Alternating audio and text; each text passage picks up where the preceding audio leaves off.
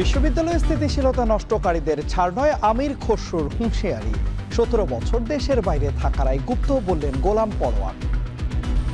মিথ্যা ফটোকল দিয়ে মিথ্যা কথা বলে মানুষকে বিভ্রান্ত করবে না, গুপ্ত আপনার শিবিরকে বলেন। যারা স্থিতিশীলতা নষ্ট করবে তারা যেই হোক, এখানে আইনের চোখে কাউকে ছাড় দেওয়া হবে না।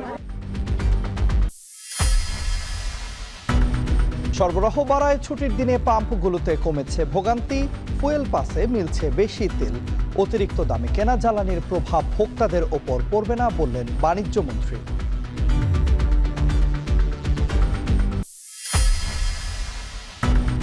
রাজধানীতে বাসে মানা হচ্ছে না সরকার নির্ধারিত ভাড়া। দূরপাল্লার কাউন্টার সার্ভিসে আগের ভাড়া মিললেও অভ্যন্তরীণ রুটে 5 থেকে 10 টাকা বেশি নেয়ার অভিযোগ।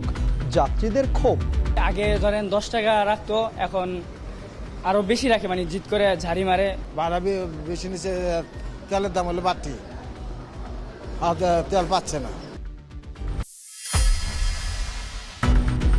জ্বালানির দাম বাড়ার প্রভাব বাজারে। ছুটির দিনে বাড়তি সবজি সহ আমিষের দর, পরিবহন ভাড়া বাড়ার অজুহাত বিক্রেতার।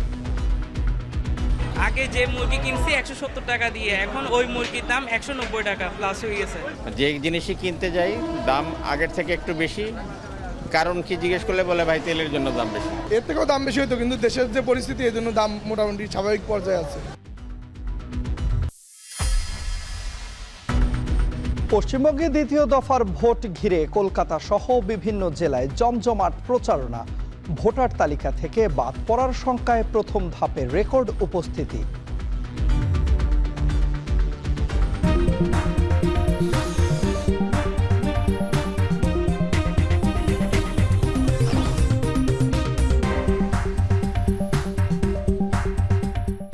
স্বাগত। এখন বিকেলে পুরো আয়োজনে আপনাদের সঙ্গে আছে আমি তন্ময় কুমার রায়। বিএনপি স্থিতিশীলতা ও সহনশীলতার রাজনীতিতে বিশ্বাসী।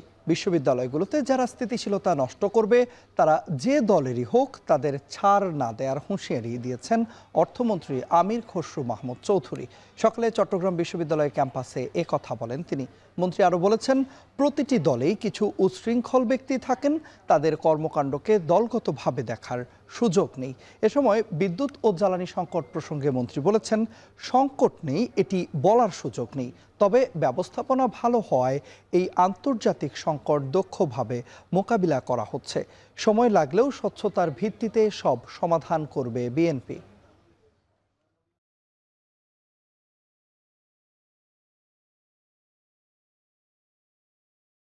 এখানে স্থিতিশীলতা নষ্ট করবে এমন কোন শক্তি, তারা যেই হোক, কাউকে এখানে ছাড় দেওয়া হবে না।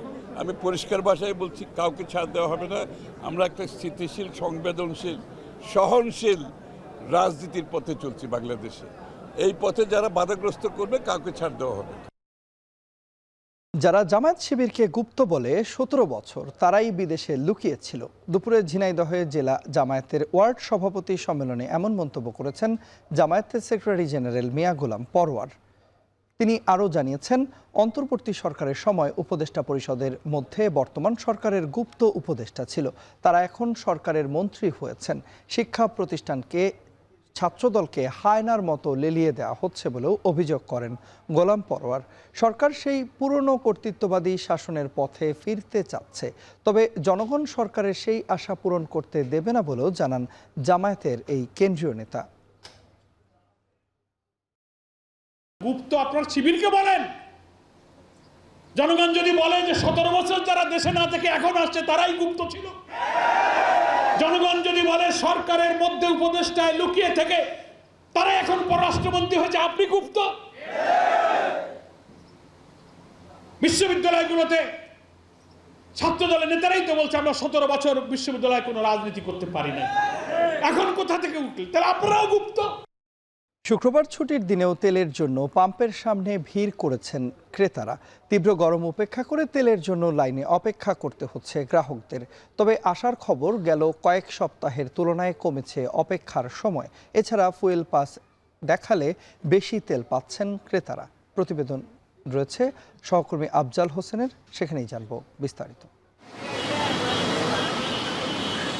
শুক্রবার মধ্যদুপুরের তীব্র গরমে তেলের জন্য এমন অপেক্ষা। তেলের দাম বৃদ্ধি, ফুয়েল পাস অ্যাপ আর সরকারের বারবার পর্যাপ্ত তেল আছে বলে নিশ্চয়তা দেওয়ার পরও এমন চিত্র প্রায় সব পাম্পের সামনে। তবে গেল কয়েক সপ্তাহের চেয়ে তেলের জন্য অপেক্ষা কমেছে, এতে কিছুটা স্বস্তিতে গ্রাহকরা। আজকে মোটামুটি অনেক শান্ত পাইলাম, 1 ঘন্টা দাঁড়াইয়া থেকে আসছি। তেলের দাম বাড়ার পরও আমরা এই কিছুটা কমছে যদিও, তবে অতটা না। ওই মাথাতে সিরিয়াল ধরেছে, অনেক দাম, কারণ নজল দেয় একটা দিয়ে, 2টা দিয়ে দেব, আমরা তাড়াতাড়ি যাইতে পারি। ডিপোতে আগের তুলনায় তেল সরবরাহ বেড়েছে, ফুয়েল পাস অ্যাপ থাকলে মিলছে বেশি তেল। অ্যাপসের সুবিধা হয়েছে, আপনার যেমন অনেকে মনে করেন তেল নিয়ে নেন, নামায় ভালাইতেছে। এখন মনে করেন অ্যাপস করছে 25 লিটার নিতে পারবো। তেল পর্যাপ্ত পরিমাণে দিতেছে ডিপোতে। গতকালকে 18,000 অক্টেন দিছে, যার কারণে আজকে সকালে আমরা দিতে পারতেছি। বিভিন্ন পাম্পে তেল বাড়াইতেছে, এখন আল্লাহর রহমতে আর কোনো সমস্যা হওয়ার কথা না, যদি আমরা ঠিক থাকি। তেলের জন্য অপেক্ষা প্রভাব ফেলছে স্বাভাবিক কর্মজীবনে। শিগগিরই পরিস্থিতি স্বাভাবিক হবে বলে আশা অপেক্ষমান চালকদের। এদিকে শুক্রবার দুপুরে সিলেট সদরে বাঁশিয়া নদী পুনঃখনন কাজ পরিদর্শন শেষে বাণিজ্যমন্ত্রী বলেন, চলমান বিদ্যুৎ সংকট কাটাতে তেল ও গ্যাসের স্টোরেজ ফ্যাসিলিটি বাড়াবে সরকার। যে দামে বাইরে থেকে ডিজেল আনি বা অন্য পেট্রোলিয়ামজাত পণ্য আনি, সেটি থেকে সরাসরি ভোক্তার জন্য কনসার্ন যেটা, ভোক্তার সাথে সম্পর্কিত যেটা, যে এইখানে খুচরা মূল্য কি সেটি। তো পাম্প থেকে আপনি ডিজেল পাচ্ছেন 115 টাকা, বাড়তি মূল্যে আসলেও সেই অভিঘাতটা সরকার তার বিভিন্ন টুলসের মাধ্যমে ধারণ করে সেই শকটা ভোক্তা পর্যায়ে পৌঁছাতে দেয় না। এ সময় বাণিজ্যমন্ত্রী বলেন, মধ্যপ্রাচ্য সংঘাতের কারণে আন্তর্জাতিক বাজার থেকে অতিরিক্ত দামে জ্বালানি কিনলেও এর পুরো চাপ ভোক্তাদের উপর পড়তে দিবে না সরকার। আফজল হোসেন, এখন, ঢাকা। রাজনৈতিক নেতৃবৃন্দ ও নাগরিকদের এনসিপিতে যোগদান উপলক্ষে আয়োজিত অনুষ্ঠানে বক্তব্য রাখছেন দলটির আহ্বায়ক নাহিদ ইসলাম। সরাসরি চলে যাচ্ছে সেখানে। অন্যতম আমাদের সহযোদ্ধা ইসাক ভাইয়ের জন্য দুঃখ প্রকাশ করছি। উনি বিগত 16 বছর বিরোধী রাজনীতি করেছেন এবং এখনো উনি বিরোধী রাজনীতি করবেন আমাদের জন্য। তো ইসাক ভাই আমাদের জন্য, ইসাক সরকার আমাদের জন্য অনুপ্রেরণা। উনি 16 বছর অনেকেই লড়াই করেছেন, কিন্তু যেই সুযোগ পেয়েছে নানা ধরনের দুর্নীতি, চাঁদাবাজ এবং ক্ষমতার বলয়ের মধ্যে ঢুকে গিয়েছে। কিন্তু ইসাক ভাই অনন্য উদাহরণ প্রতিষ্ঠা করলেন, ন্যায় এবং সত্যের পথে, গণতন্ত্রের পথে।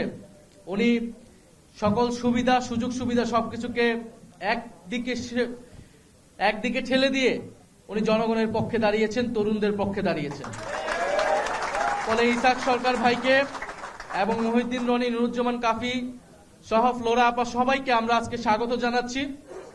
এবং আমরা আরো স্বাগত জানাচ্ছি আমাদের একটা কেন্দ্রীয়ভাবে এবং সারা দেশেই প্রতিদিনই আমাদের জাতীয় নাগরিক পার্টি এনসিপিতে বিভিন্ন ব্যক্তিবর্গ, গুরুত্বপূর্ণ ব্যক্তিবর্গ যোগদান করছেন। আমরা সবার উদ্দেশ্যে একটাই কথা, আমাদেরকে ঐক্যবদ্ধ হতে হবে, আমাদেরকে সুসংগঠিত হতে হবে, বাংলাদেশের জনগণের পক্ষে দাঁড়াতে হবে। আমরা দেখছি এই সরকার ক্রমান্বয়ে ব্যর্থতার দিকে যাচ্ছে। অর্থনৈতিক পরিস্থিতি টালমাটাল, দেশে গণতন্ত্র নিয়ে আশঙ্কা তৈরি হয়েছে, বিশ্ববিদ্যালয়গুলোর নিরাপত্তা নিয়ে আশঙ্কা তৈরি হয়েছে। সেই জায়গায় ঐক্যবদ্ধভাবে জনগণের পাশে না দাঁড়ানো ছাড়া আমাদের আর কোনো উপায় নেই। আমরা সেই লক্ষ্যে কাজ করে যাচ্ছি। ইনশাআল্লাহ আমরা খুবই শীঘ্রই আমরা সংস্কারের পক্ষে, গণভোট বাস্তবায়নের পক্ষে জাতীয় নাগরিক পার্টি এনসিপি থেকেও আমরা কাজ করব। এবং ইসাক সরকারের সাথে ঢাকা মহানগর দক্ষিণের অসংখ্য নেতাকর্মী, ওনার অনুসারী, ওনার হাত ধরে আজকে জাতীয় নাগরিক পার্টি এনসিপিতে যোগ দিচ্ছেন। আমরা তাদেরকেও আজকে স্বাগত জানাচ্ছি।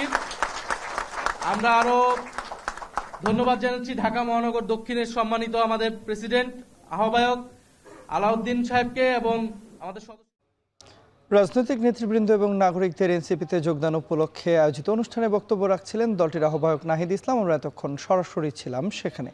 দর্শক, আপনাদেরকে আবারও জানাতে চাই যে পেট্রোল পাম্পগুলো যেগুলো রয়েছে রাজধানী ঢাকার, সেইখানকার এখনকার পরিস্থিতি। পাম্পের সামনে আমরা বলছিলাম গ্রাহকদের যে লাইন সেটি গত সপ্তাহের তুলনায় কিছুটা ছোট হয়ে এসেছে, তবে তীব্র গরমে ভোগান্তি পোহাতে হচ্ছে গ্রাহকদের। এ বিষয়ে বিস্তারিত জানাতে রাজধানীর মতিঝিল থেকে আমাদের সঙ্গে যুক্ত আছেন সহকর্মী আফজাল হোসেন। যাচ্ছি আফজালের কাছে।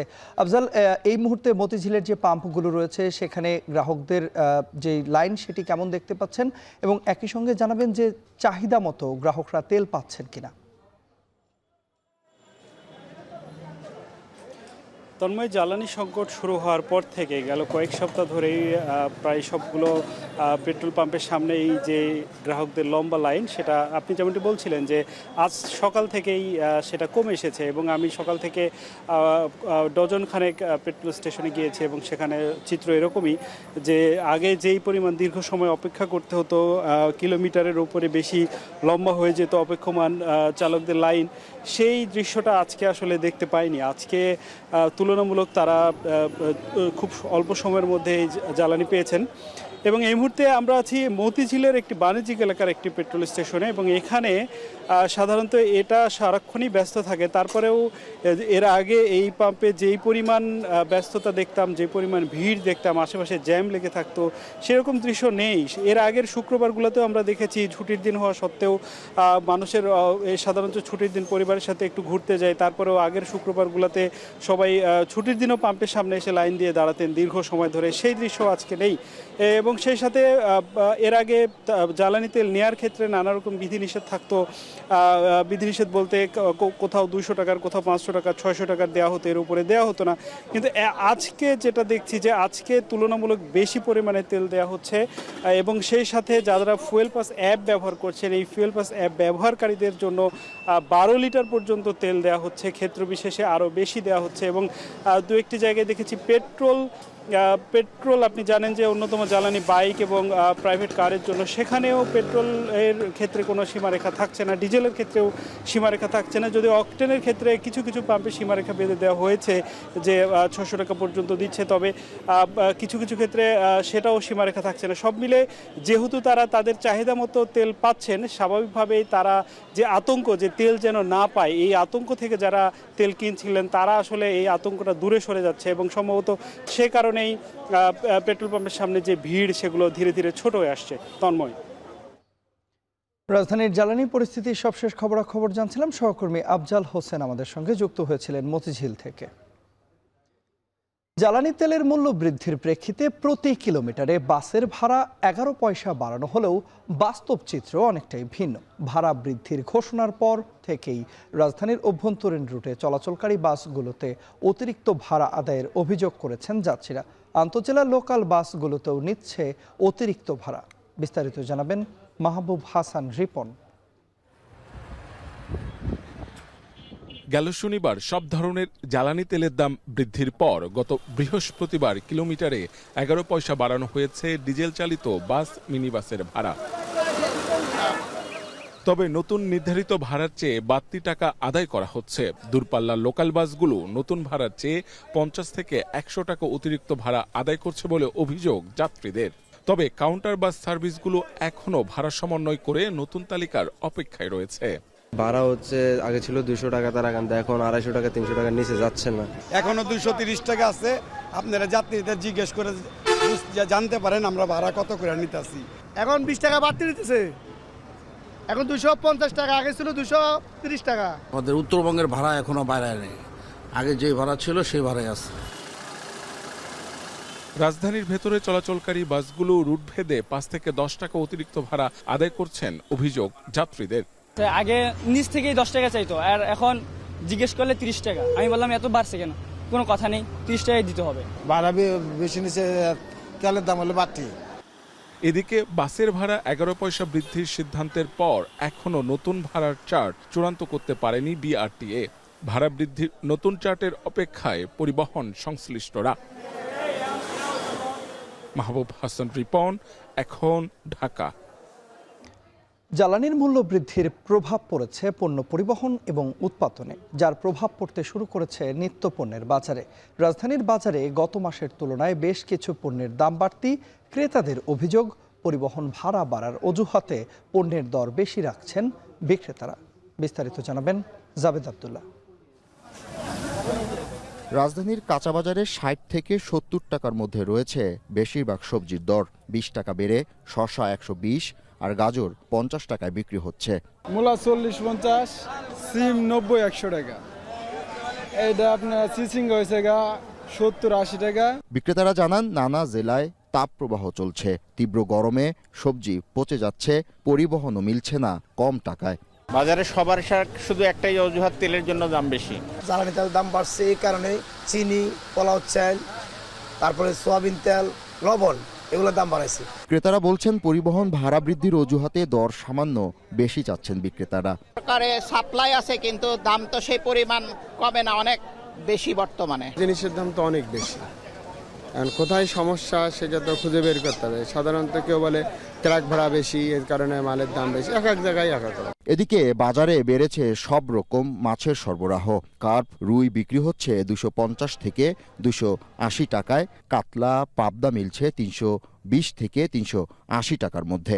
দর নিয়ে ক্রেতা বিক্রেতার রয়েছে মিশ্র প্রতিক্রিয়া। মাছের মাছ আর কিছু কিছু দেশি মাছ আংশিক আছে, এজন্য মাছের দামটা আগের থেকে একটু বেশি এবং সরবরাহ কম। 4 কেজির উপরে এগুলো হলো 420, 5 কেজি সাইজে 450, এরকম বড় যত বড় হবে অত দাম। মানে সব মালের দাম বেশি, বেঁচে থাকাই দেয়। যেটা আগে ছিল মনে করেন হয়তো 100-110 টাকা কেজি, এখন আসলে মানুষের ইনকামের সাথে মিলতেছে না। সোনালী মুরগির দাম গত মাসের তুলনায় 40 টাকা বেড়ে 320 থেকে 360 টাকায় বিক্রি হচ্ছে। ডজনে 10 থেকে 12 টাকা বেড়েছে ডিমের দর। জাবেদ আব্দুল্লাহ, এখন, ঢাকা। চট্টগ্রামের বাজারে এ সপ্তাহে বেড়েছে বেশ কিছু সবজি, ডিম, চিনি ও মশলার দাম। ক্রেতারা বলছেন পণ্য মূল্য বৃদ্ধির পাশাপাশি এলপিজি সিলিন্ডারের দাম বাড়ায় খাদ্যে ব্যয় বাড়বে সবার, এতে বিপাকে পড়বে নির্দিষ্ট আয়ের মানুষ। বিস্তারিত জানাচ্ছেন হোসেন জিহাদ। জ্বালানির মূল্য বাড়লে প্রভাব পড়ে পণ্যের উৎপাদন ও পরিবহনে, যা শেষমেশ যোগ হয় পণ্য মূল্যে। চট্টগ্রামের বাজারে এ সপ্তাহে বেড়েছে সবজি, মাছ, চিনি সহ বেশ কিছু পণ্যের দাম। বরবটি, ঝিঙা, করলা, ঢেঁড়স সহ গ্রীষ্মকালীন সব সবজির দামই কেজিতে 70 থেকে 80 টাকা। বেড়েছে শসা, টমেটো, ধনিয়া পাতার দামও। মিষ্টি কুমড়া, তারপর চিত করলা, এই কাঁকড়াতে দাম মোটামুটি এরকম দাম না বাড়ে, মোটামুটি আছে। ডিমের দাম ডজনে বেড়েছে 15 টাকা, বিক্রি হচ্ছে 130 টাকায়। এছাড়া ব্রয়লার মুরগি কেজি 190 টাকা, সোনালী 330 ও লেয়ার মুরগি 360 টাকা। এক সপ্তাহের ব্যবধানে আপনার ডিমের রেট বাড়ে গেছে, এখন 1060 টাকা চলতে আছে ছ, আর আপনার ডজন চলতেছে 130 টাকা। ফার্ম আজকে আমরা 190 টাকা 85 টাকা বিক্রি করতেছি, গত সপ্তাহে আপনার 170 টাকা 75 টাকা বিক্রি করছি। চট্টগ্রামের বাজারে সামুদ্রিক মাছের ভালো সরবরাহ থাকে, তবে এখন 58 দিনের নিষেধাজ্ঞা চলায় মিঠা পানির মাছে দাম বেড়েছে কেজিতে 15 থেকে 20 টাকা। সামুদ্রিক মাছের সরবরাহ নেই বললেই চলে। 25 থেকে কাপ্তায় বন্ধ করে দিচ্ছে, যার কারণে মাছের দাম আপনার 10-20 টাকায় বাড়বে। সামুদ্রিক মাছ বন্ধের কারণে আমাদের যেগুলো পুষ্করিণী মাছ আছে ওই মাছের উপরে একটু চাপ পড়ছে। 1 মাস পরেই আসছে কোরবানির ঈদ, মুদি দোকানে মশলা পণ্যের সমাহার।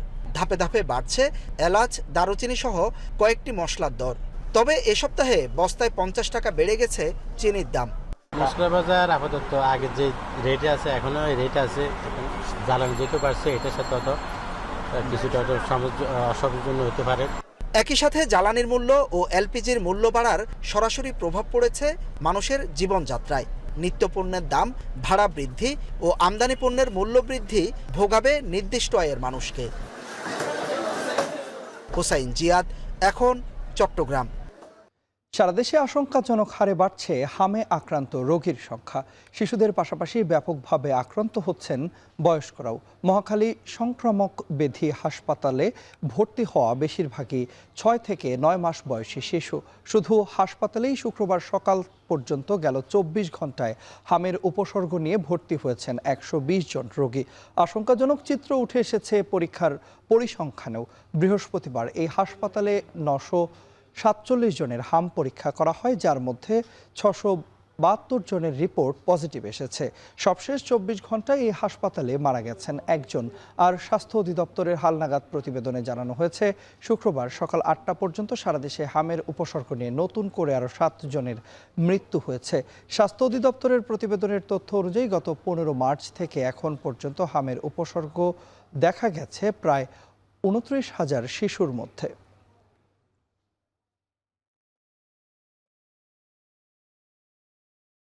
আমাদের ম্যাক্সিমাম ওষুধ বাইরে থেকে আনতে হচ্ছে। নর্মাল একটা কেনেলারা ওইখানে ব্যবস্থাপনা নাই। খাবার যদি মুখে দেয় তা কাশির জন্য খাইতে পারতেছে না, আর নাক দিয়া পানি পড়তেছে, আর জ্বর আছে, জ্বর রাত্রে অনেক বেশি হয়। উনি বললো তো জ্বর, অ্যান্টিবায়োটিক খাও, ঠিক ঠিক হয়ে যাবে। তো 2 দিন খাওয়ানোর পরে 3য় দিন দেখলাম যে বাচ্চার কাশি উঠতেছে। 10-12 দিন আগে নিউমোনিয়ার সুই দিয়েছি বাড়িতে, 7টা সুই দেওয়া হয়েছে।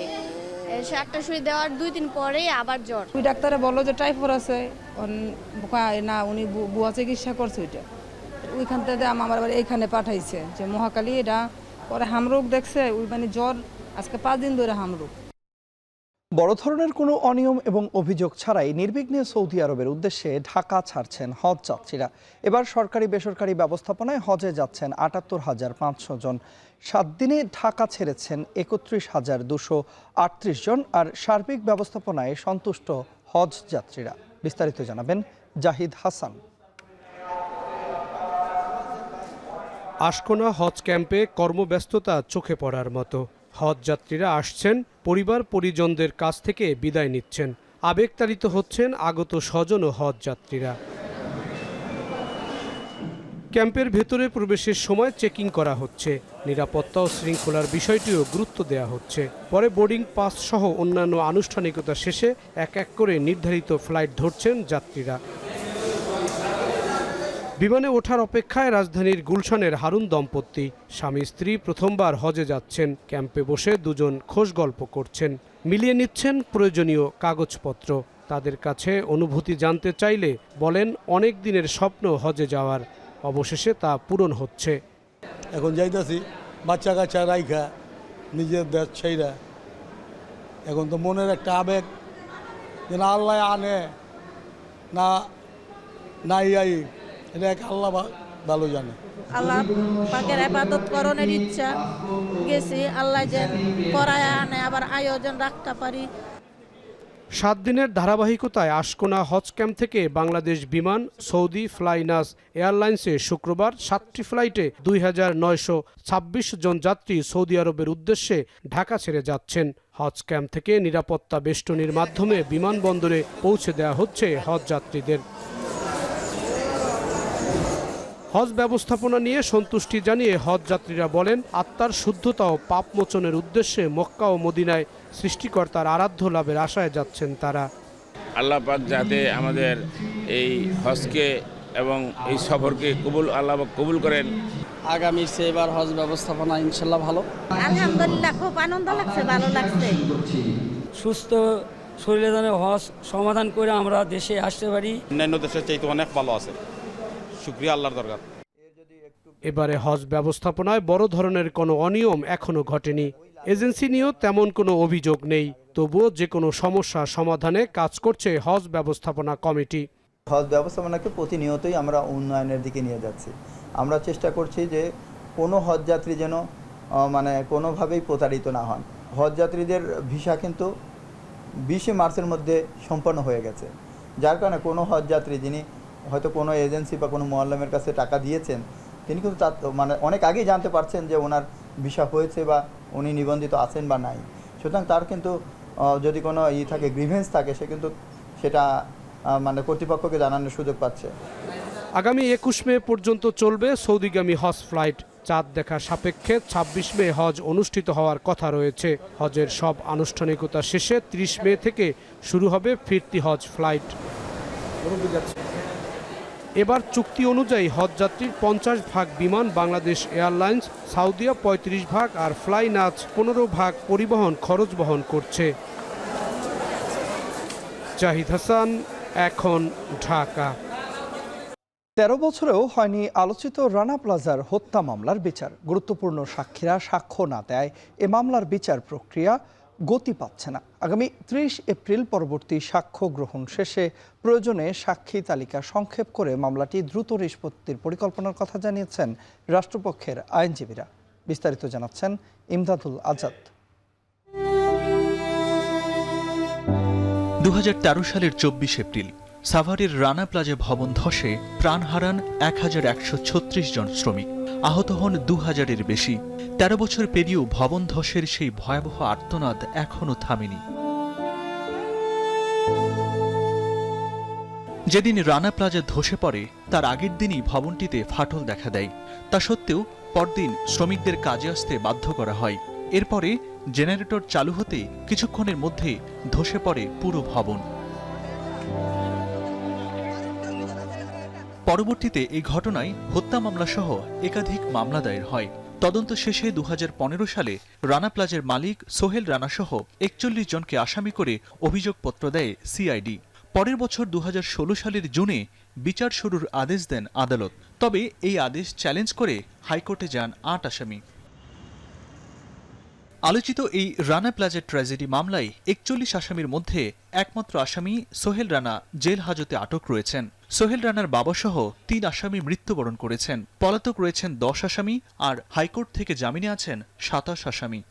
বিগত সরকারের সময় আমরা দেখেছি যে প্রসিকিউশনে যারা ছিলেন তাদের ভেতরে আসলে এই সাক্ষীদেরকে নিয়ে এসে সাক্ষ্য গ্রহণ সম্পন্ন করার মানসিকতা আমরা খুব একটা পরিলক্ষিত করি নাই। যতটুকু না মামলার কার্যক্রম এগিয়েছে, আমরা গত 1 বছরে 1.5 বছরে তার চেয়ে অনেক বেশি অগ্রসর হতে পেরেছি। মামলায় অনেক ডেভেলপমেন্ট আছে। বাদবাকি যতগুলো সাক্ষী এই মুহূর্তে প্রয়োজন মামলার খাতিরে, আমরা প্রত্যেকের সাথে ব্যক্তিগতভাবে যোগাযোগ করে তাদেরকে নিয়ে আসার চেষ্টা করে যাচ্ছি। রানা প্লাজা ধসের ঘটনায় সাক্ষী করা হয় 594 জনকে। এ পর্যন্ত সাক্ষ্য দিয়েছেন 145 জন। রাষ্ট্রপক্ষ বলছে, আওয়ামী লীগ সরকার পতনের পর নতুন করে গুরুত্ব দেয়ায় এই মামলার অগ্রগতি বেড়েছে। রাষ্ট্রপক্ষের এই কৌশলের আশা, এবছরের মধ্যে এই মামলার রায় পাওয়া যাবে। যারা টেকনিক্যাল বিষয়গুলোতে সাক্ষ্য প্রদান করেছিলেন তাদেরকে আমরা সমন ইস্যু করেছি। আপনার এর ভেতরে পুলিশ আছেন, ডাক্তার আছেন, স্পেশালি ইঞ্জিনিয়ার্স আছেন। আমরা তাদেরকে সমন দিয়েছি এবং আগামী 30 তারিখে আমাদের পরবর্তী ধার্য তারিখ আছে এবং আমরা আশা করছি এই বছরের ভেতরে আমাদের সাক্ষ্য গ্রহণগুলো সম্পন্ন হবে এবং আমরা আশা করছি এই বছরের ভিতরে আমরা একটা ভার্ডিক্ট পেতে যাচ্ছি। অন্যদিকে আসামিপক্ষের আইনজীবী বলছেন, বিচার শেষ না হওয়ায় অন্যায়ভাবে আটকে রাখা হয়েছে রানাকে। তিনি মনে করেন, রানা প্লাজার ভবন ধস নিছক একটি দুর্ঘটনা। রানা নির্দোষ। রানার এই ভবন ধসের ক্ষেত্রে রানার কোনো হাত নাই, ভবনটা ধসে পড়ে গেছে, এটা একটা দুর্ঘটনা। তবে আমার বক্তব্য হলো, রানা বিনা বিচারে, একেবারেই বিনা বিচারে দীর্ঘ 13টা বছর যাবৎ জেল হাজতে আছে। দীর্ঘ 13 বছর পেরিয়েও ঝুলে থাকা এই মামলার দিকে তাকিয়ে আছে ভুক্তভোগী পরিবার। প্রশ্ন এখন একটাই, রানা প্লাজার সেই মৃত্যুর মিছিলের বিচার শেষ হবে কবে? ইমদাদুল আজাদ, এখন, ঢাকা। সাভারের রানা প্লাজা ট্র্যাজেডির 13 বছর উপলক্ষে শ্রদ্ধা জানিয়েছেন আহত শ্রমিক, নিহত শ্রমিকদের স্বজন এবং বিভিন্ন সংগঠনের নেতারা। সকাল থেকেই রানা প্লাজার অস্থায়ী শহীদ বেদিতে ফুল দিয়ে শ্রদ্ধা জানাতে আসেন তারা।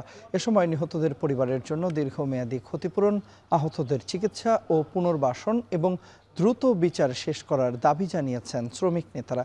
2013 সালের 24 এপ্রিল সাভারের রানা প্লাজা ভবন ধসে পড়ে। এতে 1134 জন পোশাক শ্রমিক নিহত হন এবং আহত হন প্রায় 2500 শ্রমিক। ধসের পর উদ্ধার অভিযান চালিয়ে 2000-এর বেশি শ্রমিককে জীবিত উদ্ধার করা হয়। অনেকে আহত শ্রমিক এখনও শারীরিক ও মানসিক সমস্যায় ভুগছেন। ঘটনার 13 বছর পার হলেও নিহতদের পরিবার এবং আহতদের পর্যাপ্ত ক্ষতিপূরণ এবং পূর্ণ পুনর্বাসন না পাওয়ার অভিযোগে বেঁচে ফেরা শ্রমিকদের।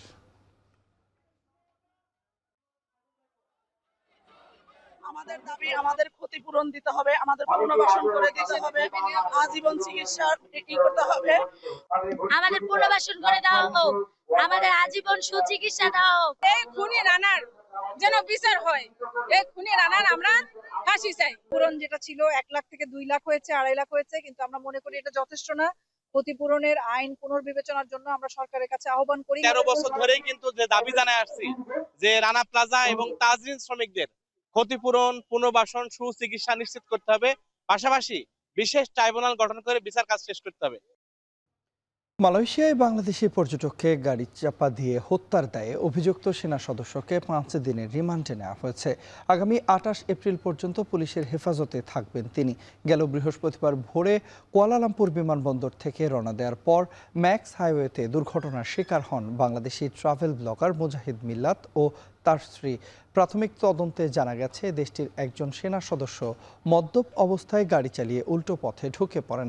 এ সময় বিপরীত দিক থেকে আসা গাড়ির সঙ্গে মুখোমুখি সংঘর্ষ হলে ঘটনাস্থলেই মারা যান মুজাহিদ। আহত অবস্থায় হাসপাতালে ভর্তি আছেন তার স্ত্রী। আরও জানা গেছে এই দম্পতির বাড়ি বাংলাদেশের হবিগঞ্জ জেলায়। মর্মান্তিক এই দুর্ঘটনায় শোকের ছায়া নেমে এসেছে তাদের পরিবারে। পশ্চিমবঙ্গের বিধানসভার নির্বাচনে প্রথম দফায় রেকর্ড ভোট পড়ার পর জমে উঠেছে দ্বিতীয় ধাপের প্রচারণা। শেষ ধাপের ভোটে বিজেপি প্রার্থীদের ভোট ব্যাংক বাড়াতে ভিন্ন ধর্মী প্রচারণা পশ্চিমবঙ্গ চষে বেড়াচ্ছেন প্রধানমন্ত্রী নরেন্দ্র মোদী। ঝালমুড়ির দোকানে প্রচারণার পর এবার গঙ্গায় নৌভ্রমণ করে ভোটারদের মনে সাড়া জাগাতে চেয়েছিলেন তিনি।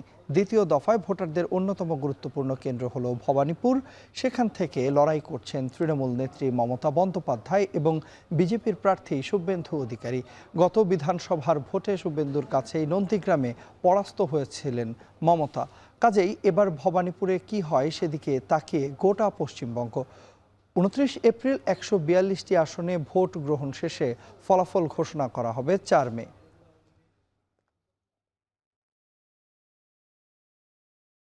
অতীতের সব রেকর্ড ভেঙে ভারতের ইতিহাসে সর্বোচ্চ ভোট পড়েছে পশ্চিমবঙ্গ বিধানসভা নির্বাচনের প্রথম ধাপে। বিশ্লেষকরা বলছেন, পরবর্তীতে ভোটার তালিকা থেকে বাদ পড়ার আশঙ্কায় ভোটাধিকার প্রয়োগে সর্বোচ্চ গুরুত্ব দিয়েছেন ভোটাররা। এর মূল কারণ ভোটার তালিকা নিবিড় সংশোধন প্রক্রিয়া বা SIR আতঙ্ক। তাই ভোটাধিকার চর্চার পাশাপাশি নাগরিকত্বেরও প্রমাণ রাখতে চেয়েছিলেন তারা। কলকাতা থেকে আরও জানাবেন দীপক দেবনাথ। পশ্চিমবঙ্গ বিধানসভা নির্বাচনের প্রথম ধাপে প্রায় 91.3% ভোট পড়েছে বলে জানিয়েছে নির্বাচন কমিশন। স্বাধীনতার পর পশ্চিমবঙ্গের কোনো নির্বাচনে এত বেশি ভোট প্রদানের হার দেখা যায়নি।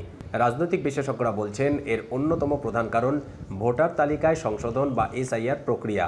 পরবর্তীতে ভোটার তালিকা থেকে বাদ পড়ার আশঙ্কায় ভোটাধিকার প্রয়োগে গুরুত্ব দিয়েছেন ভোটাররা। এছাড়াও ভোট অবাধ, শান্তিপূর্ণ ও সুষ্ঠু করতে নির্বাচন কমিশনের সক্রিয়তাকেও অন্যতম কারণ হিসেবে মনে করছেন তারা। 2011 থেকে 2021 পর্যন্ত বাংলায় সর্বোচ্চ ভোটের হার ছিল 84%।